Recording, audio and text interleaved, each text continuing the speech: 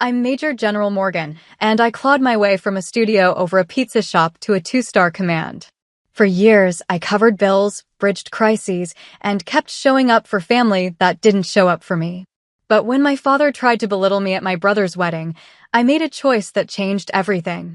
Ever been undervalued by someone you poured your life into? Tell me your story in the comments. You're not alone. Before we dive in, drop where you're tuning in from, and if you've ever had to stand up for yourself after being wronged, tap like and subscribe for more true stories about boundaries and reclaiming your worth. What happened next might surprise you. I should have seen it coming. The signs were there from the time I could tie my own shoes, scattered like breadcrumbs through a childhood that looked normal from the outside, but felt like walking on glass. Dad's approval came with conditions I never fully understood. When I brought home straight A's in third grade, he glanced at my report card and said, "Your brother got A+ in math." When I scored the winning goal in soccer, he mentioned how Sarah's team made it to regionals. Nothing I did was ever quite enough, never the right shade of impressive.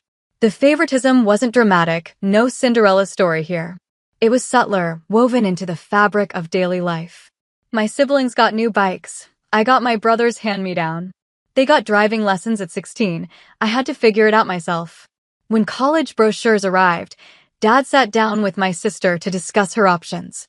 When mine came, he left them in a stack on the kitchen counter. "You'll figure something out," he'd say when I brought up my future. "You always do." I told myself it meant he had faith in my independence.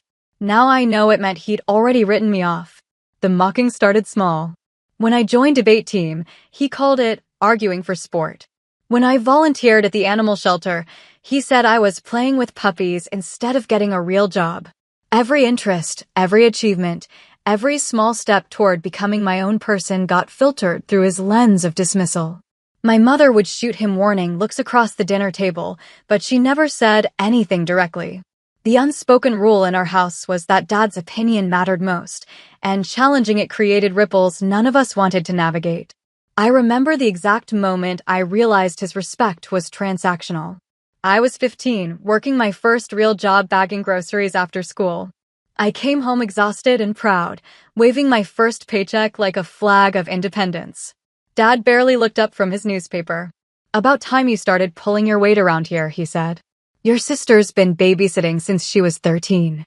The paycheck suddenly felt smaller in my hands. I'd thought earning my own money would prove something to him, that I was responsible, mature, worthy of his notice. Instead, it became another measuring stick I'd failed to meet soon enough. His temper was like weather in our house. You learned to read the signs and take cover when the pressure dropped. A certain set to his shoulders meant someone was about to get dressed down for leaving a dish in the sink. The way he folded his newspaper meant the rest of dinner would be eaten in silence. I developed an early warning system, watching for the tells that meant I should make myself scarce. But sometimes you get caught in the storm anyway, and his words could strip you bare faster than hail.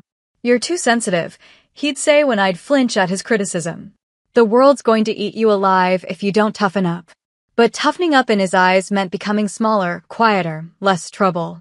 It meant not asking for things, not expecting much, not taking up space he'd rather give to someone else. The control was everywhere once I learned to see it. He decided what music played in the car, what shows we watched, where we went on family vacations. Our opinions were welcome as long as they aligned with his. Disagree, and you'd get a lecture about respect and knowing your place. I watched my siblings navigate this landscape with varying degrees of success.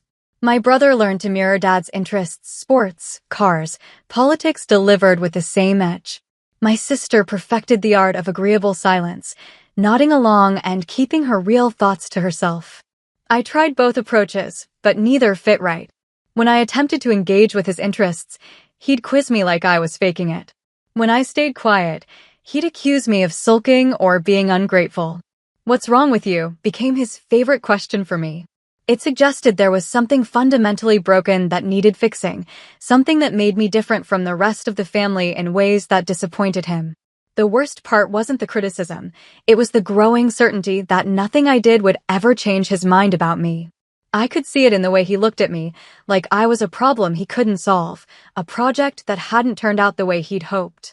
Other parents came to my school events, my games, my award ceremonies. Dad showed up when it was convenient, left early when it wasn't, and spent most of the time checking his phone or talking to other parents about their kids' achievements. I don't know where she gets it from. I heard him say once when my art teacher was praising a painting I'd done, as if my creativity was some random genetic accident that had nothing to do with him. By senior year, the foundation of our relationship had cracked beyond repair. Every conversation was a minefield. Every request for support, whether financial, emotional, or just basic acknowledgement, was met with sighs and rolled eyes. I started making plans that didn't include him. College applications filled out in secret, scholarship essays written without his input, dreams crafted in the spaces he couldn't reach. I was 18 and learning that sometimes protecting yourself means building walls around the things that matter most. The distance grew wider as graduation approached. While my classmates talked about family celebrations and gap year plans bankrolled by proud parents, I calculated how many hours I'd need to work to afford my own future. "You're on your own now," he said when I got my diploma, as if that hadn't been true for years already. I should have known then that our breaking point was coming. The tension in our house had become unbearable, crackling like electricity before a storm. Every interaction carried the weight of everything left unsaid, all the ways we'd failed each other accumulating like debt. But I was still naive enough to think that family meant something. That blood created bonds strong enough to survive disappointment, strong enough to bend without breaking. I was wrong.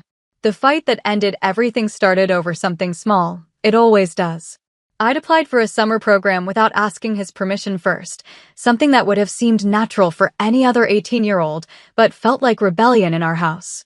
He found the acceptance letter on my desk and confronted me at dinner, in front of everyone. The program was in another state, a leadership retreat for high school graduates interested in public service. It was fully funded, an honor to be selected, and exactly the kind of opportunity that should have made any parent proud. Instead, Dad saw it as defiance. "Who do you think you are, making decisions like this without discussing it with your family?" His voice carried that particular edge that meant the storm was about to hit. I tried to explain the application deadline, the competitive selection process, the fact that I hadn't expected to get in. But every word I spoke seemed to make him angrier. "This is exactly what I'm talking about," he said, his face reddening.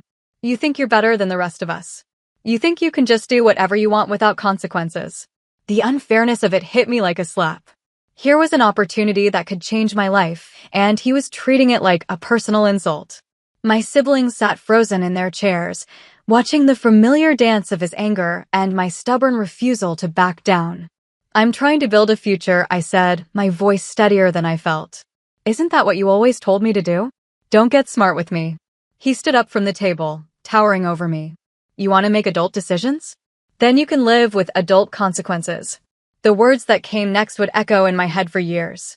Cold, final, delivered with the precision of someone who'd been thinking them for a long time. "If you're so grown up, if you know better than your family, then you can figure it out on your own. Pack your things. You've got until morning." The silence that followed was deafening. My mother's face went pale, my siblings stared at their plates, and I felt the ground shift beneath my feet. This wasn't just anger, this was abandonment, served up like it was my choice. I wanted to apologize, to take it back, to find some way to fix what I'd broken. But the look in his eyes told me it was already too late. This wasn't about the program or the letter or anything I'd done that day. This was about all the ways I'd failed to be the daughter he wanted, all the disappointment that had been building for 18 years. So I packed. Clothes, books, the few things that felt like mine in a house that suddenly felt like a hotel I couldn't afford. My hands shook as I folded t-shirts and gathered the pieces of a life I'd thought was permanent. No one came to help. No one knocked on my door to say it would be okay. The family that had raised me watched from a distance as I loaded everything I owned into garbage bags and a single suitcase. In the morning, I stood at the front door with my pathetic pile of belongings, hoping someone would stop me, would say this had all been a terrible mistake. Dad read his newspaper at the kitchen table like it was any other Tuesday.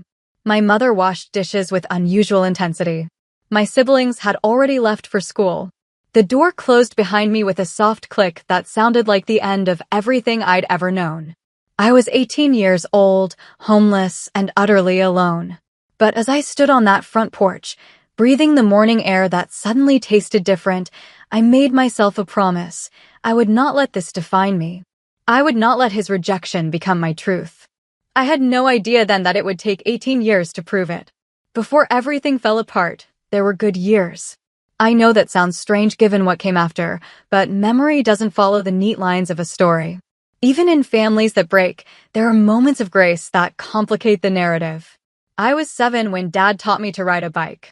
I can still feel his hands steadying the seat as I wobbled down our driveway, his voice calling, "I've got you, kiddo," until the moment he let go and I was flying solo. The pride in his eyes when I turned around, still pedaling, still upright, that was real. He came to my elementary school plays, cheering from the audience when I forgot my lines and improvised something that made everyone laugh.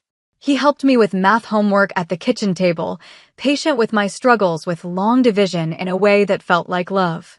Those early years were built on a foundation of small devotions. Saturday morning pancakes shaped like animals, teaching me to throw a curveball in the backyard. The way he'd let me stay up past bedtime when there was a good movie on TV, both of us sharing a bowl of popcorn while Mom pretended not to notice. I worshipped him then, the way children do before they learn that parents are just people making it up as they go along. He seemed larger than life, the final word on everything that mattered. When he praised me, the world felt bright and possible. When he was disappointed, everything dimmed. Looking back, I can see how hard I worked for those moments of approval. I joined Little League because he loved baseball, spent hours perfecting my swing in hopes of earning his nod of recognition from the stands. I took piano lessons, not because music called to me, but because he mentioned once that he wished he'd learned to play. Every choice I made was filtered through a simple question: would this make Dad proud? The trouble started when I began developing interests that didn't align with his vision of who I should be.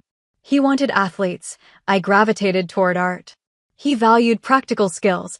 I lost myself in books. He respected traditional paths. I was drawn to anything that seemed different, challenging, unexplored. "She's getting ideas above her station," I heard him tell my mother once when I announced I wanted to be a writer. The phrase stuck with me for years, the suggestion that I was reaching for something beyond my proper place in the world. But even as the criticism increased, I kept trying. I joined track team to show him I was tough. I took business classes in high school to prove I was practical. I dated the boys he approved of and wore the clothes that met with his nods of satisfaction. The exhaustion of constantly performing, of never being allowed to just exist as myself, built slowly over the years. But I told myself this was normal, that all teenagers struggled with their parents' expectations. I thought if I could just find the right combination of achievements and choices, I'd crack the code of his approval. My siblings and I developed an unspoken understanding about managing Dad's moods. We'd warn each other with subtle signals when he was having a bad day, create diversions when one of us was in trouble, cover for each other's small rebellions. "Don't tell Dad" became our family motto for everything from broken dishes to bad grades to boyfriend drama. We learned to handle our own problems rather than risk his disappointment or anger. My brother had the advantage of being naturally good at things Dad valued. Sports came easily to him, and he had Dad's same dry sense of humor, the same way of commanding attention in a room. Watching them together was like seeing two versions of the same person separated by a generation. My sister learned the art of invisibility, never causing trouble, never asking for much, accepting whatever scraps of attention came her way without complaint. She perfected the skill of being perfectly pleasant and perfectly forgettable. I was the one who couldn't figure out the formula. Too loud when silence was required, too quiet when participation was expected. Too sensitive about criticism, too stubborn about changing. Too much of whatever he didn't want me to be. The irony is that in those early years, before the disappointment calcified into something harder, I think he genuinely tried to connect with me. I remember him teaching me to change a tire when I was 12, his hands guiding mine as we worked the jack and loosened the bolts. "Every woman should know how to take care of herself," he said, and I felt the weight of his wisdom, the gift of his attention. He took me fishing on summer mornings when I was 10, both of us sitting in comfortable silence as the sun came up over the lake. We never caught much, but I treasured those hours of his undivided focus, the way he'd point out different birds or explain the best spots to cast a line. When I won the school science fair in 6th grade with a project on renewable energy, he drove me to the regional competition himself, bragging to other parents about my research on solar panels. For a brief, shining moment, I was the daughter he'd always wanted. But as I got older, those moments became rarer, replaced by a growing sense that I was failing some test I didn't understand. The criteria for his approval kept shifting, always just beyond my reach. "You used to be such a sweet little girl," he'd say when I'd argue about curfew or question his decisions. As if growing up was a betrayal, as if having opinions was a character flaw I'd developed out of spite. The tragedy of our relationship wasn't that he never loved me, it was that his love came with conditions I could never consistently meet. I spent my teenage years chasing the ghost of his early approval, trying to become the daughter who'd made him proud before I'd disappointed him by becoming myself. By the time I was 17, I'd stopped believing that things could go back to the way they were. The gap between us had widened into something that felt permanent, filled with years of accumulated resentment and misunderstanding. But I still hoped. Right up until that last fight, some part of me believed that family meant forever, that blood created bonds strong enough to survive even our worst moments. I was wrong about that, too. When he told me to pack my things and leave, it wasn't anger talking, it was relief. Relief at finally being able to cut ties with a daughter who'd never quite fit his vision of what our family should look like.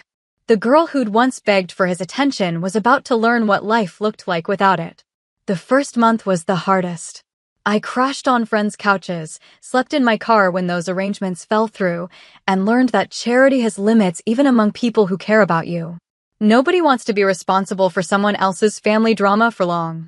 After a few weeks of sympathy and spare bedrooms, even the most well-meaning friends start hinting that you should probably figure something else out. I found a studio apartment above a pizza place, the kind of place where the heat barely worked and you could hear everything your neighbors were doing through walls thin as paper. But it was mine in a way nowhere had ever been before, and I protected that independence like something precious. The loneliness was physical, a constant ache in my chest that made simple things like grocery shopping feel overwhelming. I'd find myself standing in the cereal aisle fighting back tears, not because I couldn't afford breakfast, but because there was nobody left who cared whether I ate it. I got a job waiting tables at a diner that served coffee bitter enough to wake the dead and pie that made up for it. The work was hard, the customers often cruel, but it paid enough to keep me fed and sheltered. More importantly, it gave me somewhere to go every day, a routine that didn't involve thinking about what I'd lost. The replay loop in my head was vicious. Every conversation we'd ever had got filtered through new understanding, every criticism reframed as evidence that he'd been looking for an excuse to get rid of me all along. Had I really been that difficult? That disappointing? That fundamentally unlovable? I'd catch myself rehearsing different versions of our last fight, imagining scenarios where I'd said the right thing, made the right choice, somehow avoided the words that led to exile.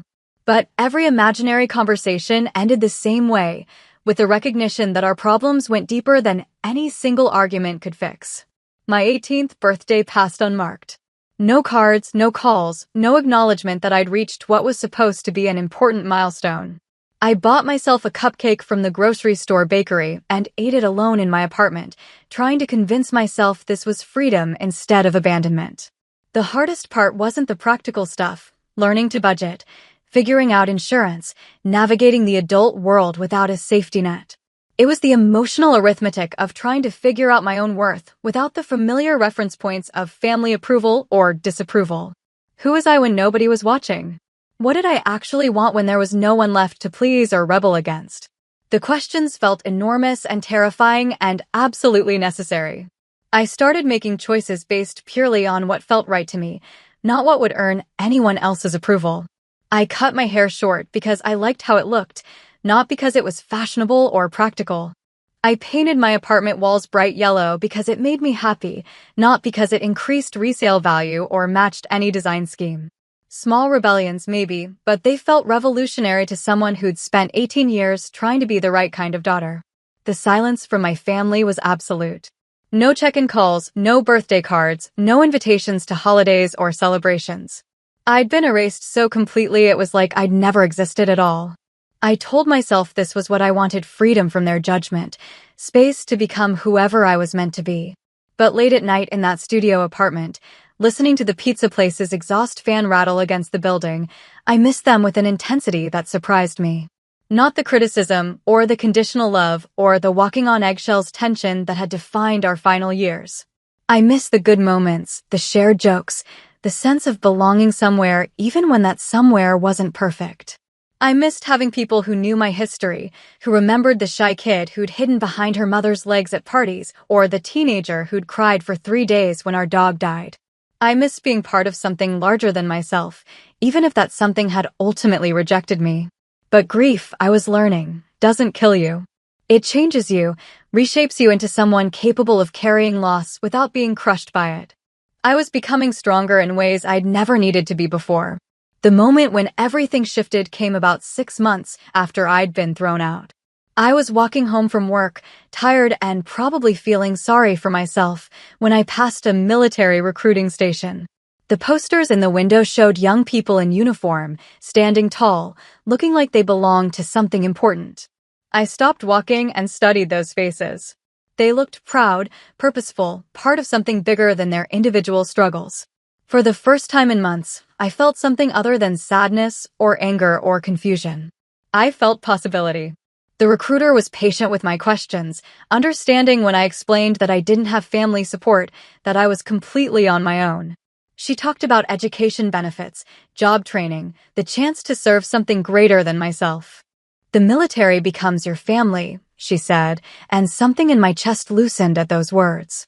I didn't sign up that day or even that week. But I kept walking past that recruitment station, kept looking at those posters, kept imagining myself as one of those young people who'd found their place in the world. The decision, when it finally came, felt inevitable. I was going to stop waiting for my old family to take me back and start building a new life with people who'd judge me on my actions, not my history. I was going to prove that the girl they'd thrown away was worth something after all. The recruiter's name was Sergeant Martinez, and she had the kind of steady presence that made you want to sit up straighter and speak more clearly.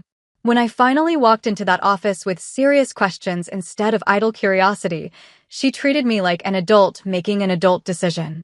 "Why the Army?" she asked, and I found myself telling her more than I'd intended. About being on my own, about needing structure and purpose, about wanting to be part of something that mattered. I didn't tell her about Dad, about the fight or the exile, or the way I was still hoping to prove something to people who'd stopped caring. That felt too personal, too raw for a conversation with someone whose job was to evaluate my potential. Military life isn't easy, she warned me. It's going to push you in ways civilian life never will.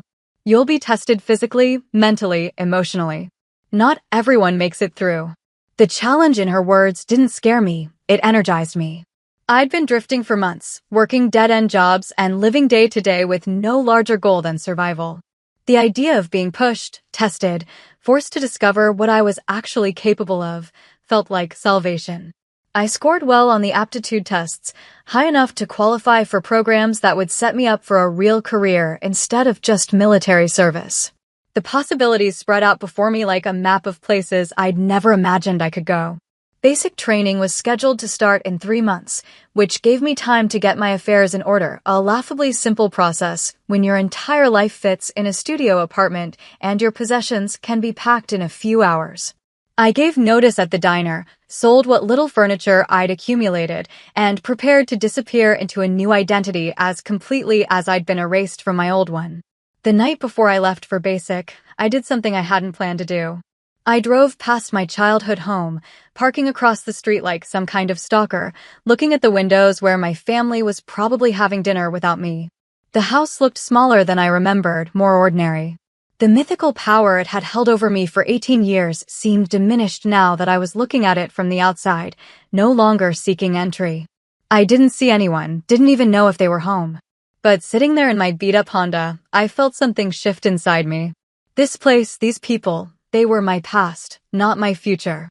Whatever happened next would be something I'd build for myself. I drove away without looking back. Basic training nearly killed me.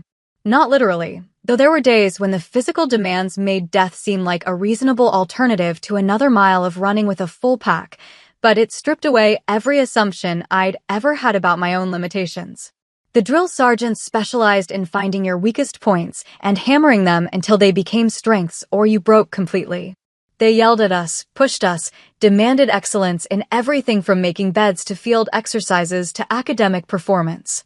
For someone who'd grown up walking on eggshells around one man's temper, being yelled at by professionals was almost liberating.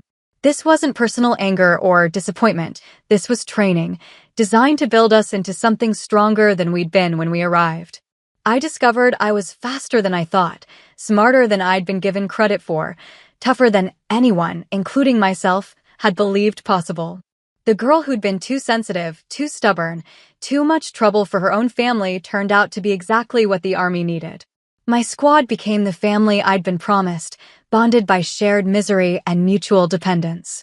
We covered for each other's weaknesses, celebrated each other's victories, and learned that trust wasn't something you could demand, it was something you earned through consistent action. When I graduated basic training, there was no one in the audience cheering for me. While other families took pictures and celebrated their soldiers, I stood alone, proud but solitary. It hurt, that absence, but it also clarified something important. This achievement was entirely mine. No one had helped me get here. No one had supported me through the hardest parts. No one had believed in me when I doubted myself. Whatever I accomplished from this point forward would be built on a foundation of my own strength and determination. I chose military police as my specialty, drawn to the idea of maintaining order, of being someone people could count on when things went wrong. The training was demanding, the standards high, but I thrived in an environment where competence mattered more than personality or family connections. My first assignment was overseas, at a base in Germany where American soldiers supported NATO operations. The work was challenging, sometimes dangerous, always important. I was part of something larger than myself in a way I'd never experienced before. I found I had a talent for leadership, for earning respect from people who had no reason to give it except for what I proved in action.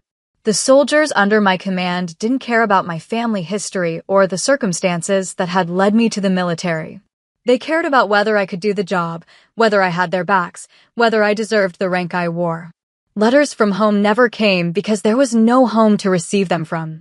While other soldiers complained about care packages from mothers and girlfriend drama, I focused entirely on my career, on becoming the best soldier and leader I could be.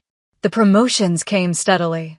Corporal, then sergeant, then staff sergeant as I proved myself in increasingly responsible positions.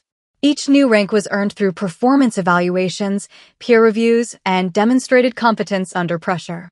I learned to compartmentalize the hurt of family rejection, to channel that energy into professional achievement. Every medal, every commendation, every positive evaluation report felt like evidence that the people who dismissed me had been wrong. But success in the military wasn't just about proving a point to people who were no longer watching. It was about discovering capabilities I'd never had the chance to develop in civilian life, about finding purpose that went beyond personal validation. I was good at this work. I was good at maintaining discipline while caring for my soldiers' welfare, at making quick decisions under pressure, at earning trust through consistent competence. For the first time in my adult life, I felt like I was exactly where I was supposed to be. The years passed in a blur of deployments, training exercises, and steady advancement through the ranks. I served in Iraq, Afghanistan, and half a dozen other places where American military presence was needed to maintain stability or support humanitarian operations. Each deployment taught me something new about leadership, about courage, about the weight of responsibility for other people's lives. I made decisions that affected soldiers under my command, that contributed to missions with real consequences in the world. The woman who'd been too much trouble for her own family became someone other people looked to for guidance and protection.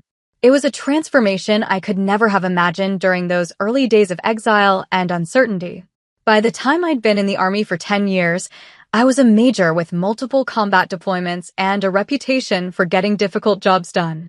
My personnel file was thick with commendations, efficiency reports that praised my leadership capabilities, and recommendations for further advancement. I'd found my calling in ways that had nothing to do with proving anyone wrong and everything to do with discovering who I was meant to become when given the chance to grow. The kid who'd packed her belongings in garbage bags was gone, replaced by a professional soldier who commanded respect through competence and integrity. It was the kind of transformation that felt complete until the day I received an invitation that reopened old wounds I'd thought were fully healed. My brother was getting married, and apparently the family had decided it was time for me to be acknowledged again. The wedding invitation arrived at my base address, forwarded through military mail with my brother's careful handwriting on the envelope. Inside was elegant cardstock announcing his marriage to someone I'd never met, in a church I'd attended as a child, with a reception at the country club where I'd never been welcome. At the bottom, someone had written in pen, "We'd love to have you there if you can make it." No signature, no acknowledgement of the 15 years that had passed since we'd spoken. Just a casual invitation, as if I'd been away on an extended vacation instead of building an entire life without them. I stared at that invitation for a long time, trying to decide what it meant. Was this an olive branch? An attempt at reconciliation? Or just social obligation, the kind of gesture you make so you can tell yourself you tried? Part of me wanted to ignore it entirely. I'd learned to live without their approval, built a career and an identity that had nothing to do with family expectations. Why risk reopening wounds that had taken years to heal? But another part of me was curious. What had they thought during all these years of silence? Did they wonder how I'd turned out, whether I'd succeeded or failed in the life I'd built without their support? Had they ever regretted the way things ended? I was due for leave, and Germany wasn't that far from home. I could fly back, make an appearance, satisfy my curiosity about who we'd all become in the years since our family imploded. The decision to attend wasn't about forgiveness or reconciliation. It was about closure, about seeing these people as they really were instead of carrying around the mythologized versions that had haunted me for so long. I requested leave, bought a plane ticket, and prepared to face the family that had erased me from their lives with the same casual efficiency they'd apparently decided to invite me back. I had no idea what I'd find when I got there. I only knew that I was going as Major Morgan, not as the 18-year-old girl they'd thrown away. Whatever happened next would happen on my terms, with my strength, guided by the confidence I'd earned through 15 years of proving myself to people who actually mattered. The uniform made all the difference. When I walked into that church, heads turned not because people recognized me, but because military dress blues command attention and respect in ways that civilian clothes never could. I'd agonized over what to wear, finally deciding that honesty was the best policy. This was who I'd become, this was the life I'd built, and if they couldn't handle seeing the results of their rejection, that was their problem, not mine. The church was exactly as I remembered, dark wood pews, stained glass windows that threw colored light across the altar, the smell of old hymnals and furniture polish that hadn't changed in 30 years. But I was different, and that familiar space felt smaller, less intimidating than it had when I was a child fidgeting through Sunday sermons. I took a seat near the back, not wanting to create a scene, but unable to hide entirely. The uniform made anonymity impossible, and I could feel curious glances from other guests trying to place the military officer who'd appeared among the civilian wedding party. My mother saw me first.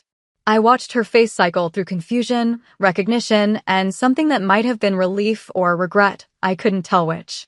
She whispered something to my sister, who turned in her seat to look at me with the same wide eyes she'd had as a child.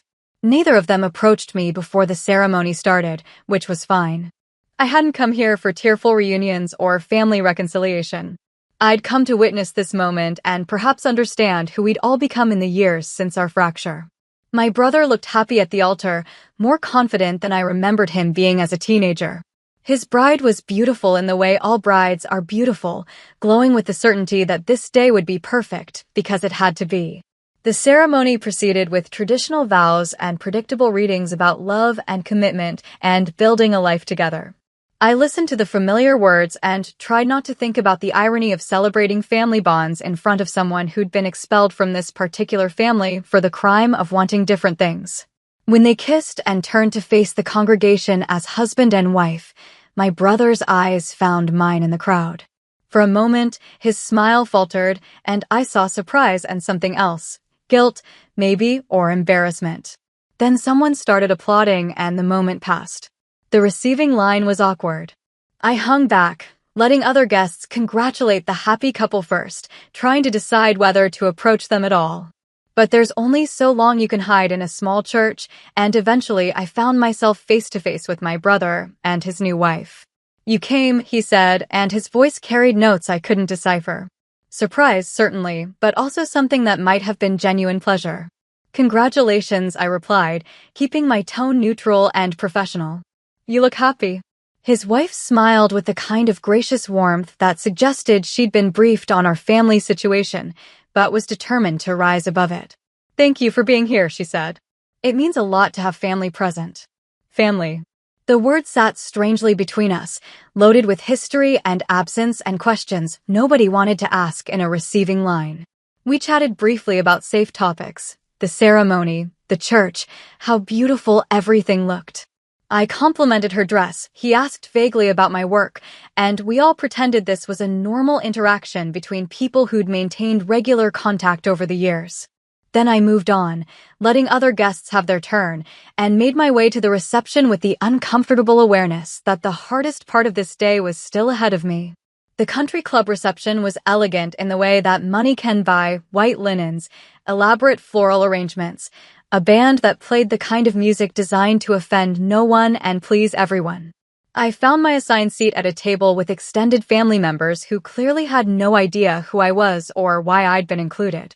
That's when I saw him. Dad, standing near the bar with a group of men his age, holding court in the way he'd always been able to do at social gatherings. He looked older, grayer, but still carried himself with the authority that had once seemed so intimidating. Our eyes met across the crowded reception hall, and the years collapsed between us. For a moment, I was 18 again, standing on the front porch with garbage bags full of clothes, and he was the man who'd decided I wasn't worth keeping. But then the moment passed, and I remembered who I'd become in the intervening years. I straightened my shoulders, adjusted my uniform jacket, and met his gaze with the steady confidence of someone who'd learned to stand her ground under much worse pressure than family disapproval. He looked away first. The confrontation came during dinner, when the speeches were scheduled to begin. I'd spent the meal making polite conversation with relatives who kept asking what I did for work, their eyes widening when I mentioned my rank and recent deployment history. "A major already," my elderly aunt said with genuine admiration. "That's quite an achievement for someone so young." It was nice to be seen as successful rather than problematic, to have my accomplishments recognized without the filter of family disappointment that had colored every interaction in my youth. But Dad had been watching me throughout the evening, and as the speeches began, he made his move. The best man had just finished his toast when Dad stood up, glass in hand, commanding attention the way he'd always been able to do. "Before we continue," he said, his voice carrying across the reception hall, "I want to acknowledge someone special who's joined us tonight." My stomach dropped. I hadn't expected public recognition, hadn't wanted to be put on display in front of people who didn't know our history. "My daughter has come a long way to be here," he continued, and there was something in his tone that made me uneasy. In fact, if it wasn't for Charity, she probably wouldn't even be here at all. The words hit like a physical blow. Charity. He'd managed to turn my military service, my independence, my entire adult life into something pathetic and dependent. In one sentence, he'd reduced me back to the rejected teenager who'd needed help just to survive.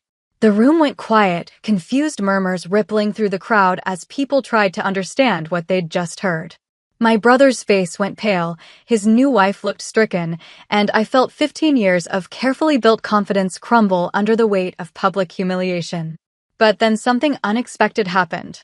My sister-in-law, this woman I'd met only hours earlier, stood up and took the microphone from the DJ. Her voice was clear and strong when she spoke, cutting through the uncomfortable silence with the authority of someone who decided to take control of the situation.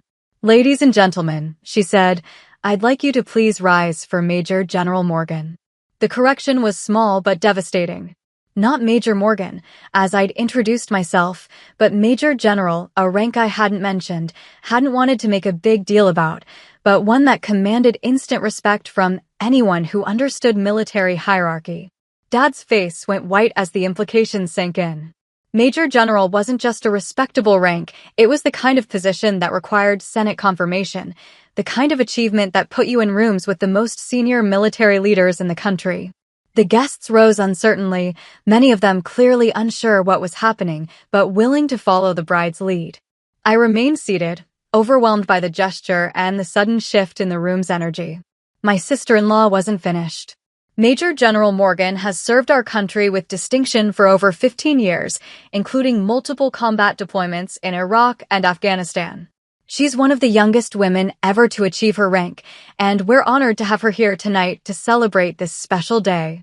The applause that followed was genuine, filled with the kind of respect Americans instinctively show for military service when it's properly recognized.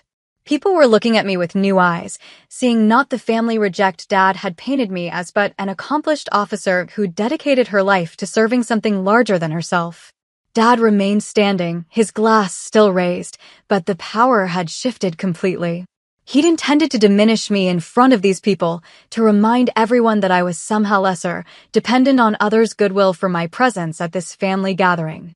Instead, his new daughter-in-law had revealed the truth, that the daughter he'd thrown away had become more successful than anyone in this room, had earned respect and authority through her own efforts, had built a life of service and achievement that dwarfed whatever small-minded satisfaction he'd gotten from rejecting me 18 years earlier. I stood finally, nodding graciously to acknowledge the applause, but my eyes were on Dad.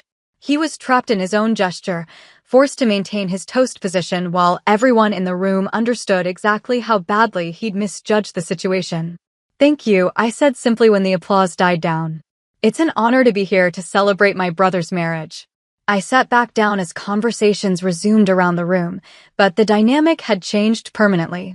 Dad's attempt to publicly diminish me had backfired spectacularly, exposing his own pettiness while highlighting exactly how wrong he'd been about my potential. My sister-in-law caught my eye from across the room and nodded slightly, a gesture of solidarity that said more than any lengthy conversation could have. She'd taken my side in a family conflict she barely understood, had used her position as the bride to protect me from her new father-in-law's cruelty. It was a kindness I hadn't expected and would never forget. The rest of the reception passed in a blur of congratulations from guests who wanted to hear about my military career, apologies from family members who'd had no idea about my achievements, and pointed silence from Dad, who spent the remainder of the evening avoiding eye contact with anyone who might want to discuss his earlier comments. My mother approached me as the evening was winding down, her face carrying years of regret and uncertainty. "I'm proud of you," she said simply. I should have said that a long time ago. It wasn't enough to heal 18 years of absence, but it was something. An acknowledgement that mistakes had been made, that I deserved better than I'd received. "Thank you," I replied, because forgiveness isn't always about the person asking for it. Sometimes it's about freeing yourself from the weight of carrying old hurt. But Dad never approached me, never acknowledged what had happened, never apologized for the years of silence or the public humiliation he'd attempted that evening. He remained across the room, smaller somehow, diminished by his own actions in ways that had nothing to do with me. I left the reception as I'd arrived alone, but no longer lonely. The family that had rejected me had revealed themselves to be exactly as small and limited as I'd eventually learned to see them. But I'd also discovered that family could be chosen, that kindness could come from unexpected sources, that the life I'd built without their approval was more substantial than anything they'd ever offered me. Driving away from that country club, still in my dress blues, I felt the final piece of childhood hurt dissolve.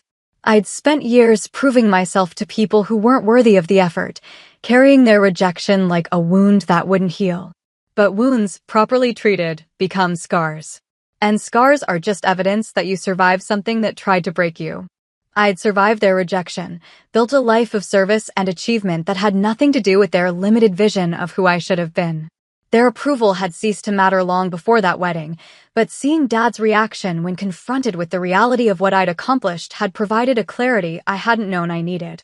Some bridges burn for good reasons. Some families aren't worth the effort of reconciliation. Some rejections are gifts that push you toward a better version of yourself than you ever could have become while seeking approval from people who were never going to give it freely. I flew back to my base the next morning with the satisfied knowledge that I'd closed a chapter of my life that had stayed open too long. Whatever happened with my family in the future would happen on my terms, with my understanding of my own worth firmly in place. The girl who'd been thrown out at 18 had become a woman who couldn't be diminished by anyone's small-minded cruelty. And that transformation, painful as the journey had been, was worth more than any family approval I'd ever sought. 18 years after Dad threw me out, I'd proven that his rejection said everything about his limitations and nothing about my potential. Some victories are worth the wait, especially when they're built on a foundation of self-respect that no one else can shake. The military had given me more than career advancement and financial security. It had given me a family that chose me based on my character and capabilities, a purpose that extended beyond personal validation, and the unshakable knowledge that I belonged exactly where I'd ended up. Looking back, getting thrown out at 18 was the best thing that ever happened to me. It forced me to discover strengths I never would have developed while seeking approval from people who were determined not to give it. Some doors close so that better ones can open. Some rejections are redirections toward a life you never would have chosen but desperately needed to live. I'd found my place in the world, and it had nothing to do with the people who'd decided I didn't fit in theirs. The months following my brother's wedding brought unexpected changes. My sister-in-law, Rebecca, reached out through email, a careful, thoughtful message that acknowledged the complexity of our family situation while expressing genuine interest in maintaining contact. "I hope you don't mind me writing," her first email began. "I've been thinking about what happened at the reception, and I wanted you to know that what your father said was completely inappropriate. I also wanted to thank you for handling it with such grace." Her messages came sporadically at first, updates about married life, mixed with questions about my work that showed genuine curiosity rather than polite obligation. She was a teacher, it turned out, working with high school students who were considering military careers, and she often asked for advice about resources and programs that might help them. Through Rebecca, I learned small details about my family's life over the past 18 years. My mother had gone back to school, earning a nursing degree in her 50s. My sister had moved to Seattle, working for a tech company and apparently thriving in ways she'd never been able to at home. Even my brother had changed, Rebecca reported, becoming more thoughtful and questioning about family dynamics since their marriage. "He feels terrible about the wedding," she wrote in one email. "He said he never realized how much damage had been done until he saw your father's reaction to your success. He's been carrying guilt about not standing up for you when you were younger." The guilt wasn't necessary, I told her. We'd all been children navigating an impossible situation, trying to survive in a household where approval was scarce and criticism abundant. I didn't blame my siblings for protecting themselves the only way they knew how. But Rebecca's emails opened a window into a world I'd written off completely. Through her eyes, I began to see my family members as individuals rather than as part of the monolithic unit that had rejected me. They'd all been shaped by Dad's temperament and expectations, just as I had, but they'd found different ways to cope with the pressure. 6 months after the wedding, Rebecca called with news that surprised me. "Your father had a heart attack," she said without preamble. "He's stable now, but it was serious. Triple bypass surgery." The information hit me strangely. I felt concern, which surprised me, mixed with the complicated emotions that come when someone who hurt you faces their own mortality. Whatever anger I'd carried toward him over the years had largely faded, replaced by indifference and the satisfaction of a life well lived despite his lack of support. "How is everyone handling it?" I asked. "Your mother's staying at the hospital around the clock. Your brother is flying in tomorrow. And..." Rebecca paused.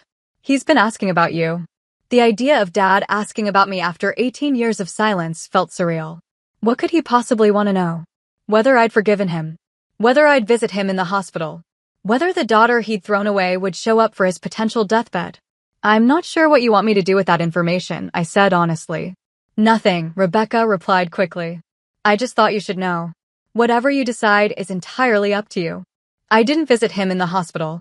I wasn't ready for that conversation, wasn't sure I'd ever be ready for it, and I saw no reason to complicate his recovery with the emotional weight of our unresolved history. Instead, I sent flowers through Rebecca, a generic arrangement with a card that simply said, "Wishing you a speedy recovery." It was more than he'd ever given me, and exactly as much as I was prepared to offer.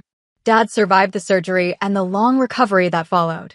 According to Rebecca's updates, the experience had changed him in ways that made my family cautiously optimistic. He was quieter, more reflective, apparently willing to acknowledge that some of his past decisions might have been mistakes. He talks about regret a lot, Rebecca reported during one of our phone calls. Not specifics, but general statements about things he wishes he'd handled differently. Regret is easy when you're facing mortality, I thought, but didn't say. The real test would be whether that introspection translated into actual change, or just remained comfortable self-reflection that didn't require any difficult conversations or genuine accountability. A year after his heart attack, Dad did something I never expected. He wrote me a letter. Rebecca forwarded it through military mail, and I stared at the envelope for a long time before opening it. His handwriting looked shakier than I remembered, but the words were clearly his. Morgan, the letter began, using my first name for the first time in nearly 2 decades. I know I have no right to contact you after all these years, and I won't blame you if you throw this letter away without reading it. But I needed to say some things, and I'm running out of time to say them. The letter was 3 pages long, handwritten on yellow legal pad paper. In it, he acknowledged that throwing me out had been wrong, that his anger and disappointment had blinded him to my potential, that he'd let his own limitations define what was possible for his children. I was raised by a man who believed that love was earned through obedience, he wrote. When you refused to be obedient in the way I expected, I thought that meant you didn't deserve love. I was wrong about that. I was wrong about a lot of things. He talked about watching my military career from a distance, reading articles about women in leadership positions and wondering if one of them might be me. He'd searched my name online occasionally, he admitted, finding mentions in military publications and feeling pride he had no right to claim. Rebecca showed me pictures from her phone after your brother's wedding, he continued. You looked strong, confident, like you'd found your place in the world. I'm glad you did, even though I had nothing to do with it. Maybe especially because I had nothing to do with it. The letter ended with an apology that felt both too little and surprisingly meaningful. I'm sorry I failed you as a father. I'm sorry it took me this long to say it. I don't expect forgiveness, and I don't deserve a second chance. I just wanted you to know that you turned out exactly as you should have, despite me, not because of me. I'm proud of who you became, even if I gave up the right to say that a long time ago. I read the letter 3 times, then put it in my desk drawer and didn't think about it for a week. When I finally did think about it, what struck me wasn't the apology, but the recognition that we'd both become different people than we'd been 18 years earlier. The man who'd thrown me out had been rigid, angry, incapable of seeing past his own expectations. The man who'd written this letter sounded tired, reflective, aware of his own failures in ways that suggested genuine growth rather than just polite regret. I wrote back a shorter letter that acknowledged his apology without offering complete absolution. I told him about my current assignment, my plans for eventual retirement, the life I'd built that had nothing to do with proving anything to anyone.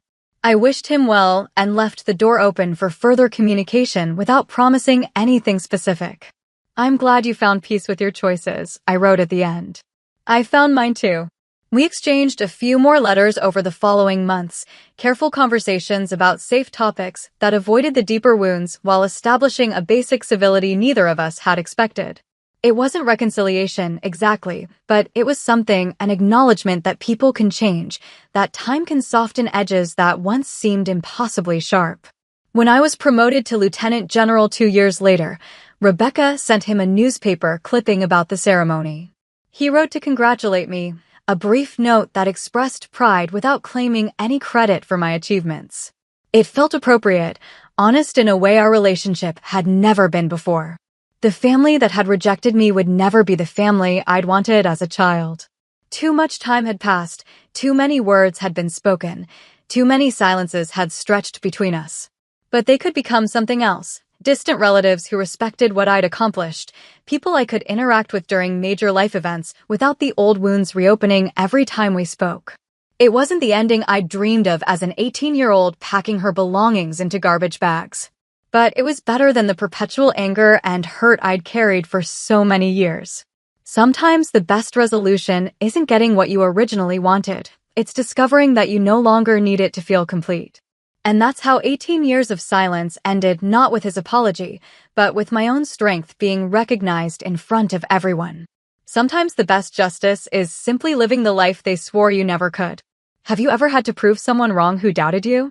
Did standing your ground change the way others saw you, or the way you saw yourself? Share your story in the comments. I read every one. And if this resonated with you, hit like, subscribe, and turn on notifications for more true stories about setting boundaries, earning respect, and finding your own voice.